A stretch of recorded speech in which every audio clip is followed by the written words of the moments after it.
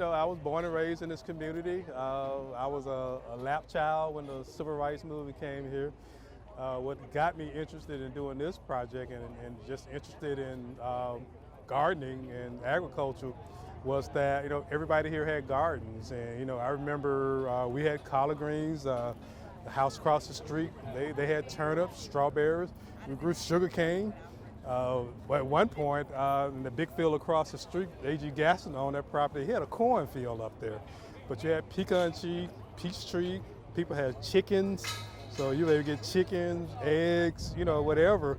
And I was telling some other folks about, as relates to vegetables, we had a guy to come through that we used to call the vegetable man. And he would roll through the street real slow and blow his horn, so that you didn't grow, you could go out there and purchase from him. So this community has played a big interest as relates to my interest in farming and agriculture, and being here and knowing what it was, this project gives me an opportunity to bring something back to it. And on a personal side, it just feels good to come back to a community that you grew up in, that is part of the fabric of who you are, and be able to spur some things on. I know who knows how long you're gonna live, and but if I left today, I'll be thankful to God that hopefully what I'm trying to do here with the help that I have is that it will spur the next generation to come on and keep this thing going. It's not going to build out just because of me.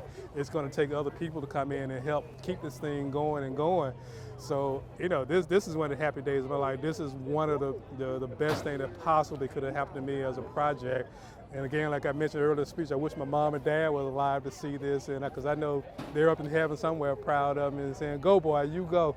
But I'm thankful for Tuskegee that's willing to come here and take this on. So I'm a person of faith, and I just believe God put us all together to make this happen at the time.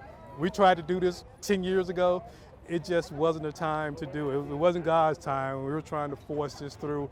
But God has a way of making everything just roll out the way it's supposed to roll out. And I expect to see big things from Tuskegee. And I know it's going to happen. I know this is going to be a showcase. And, I don't take credit for any of this, because there were a lot, like I said earlier, there were a lot of people that put this thing together, a lot of moving parts to make this happen. People put up with a lot of stuff from me to make this happen, including your reputation. Everything is online when you're doing stuff like this. You said, this is coming, this is coming, this is coming. And people not understand what it takes behind the scene to actually make something like this happen.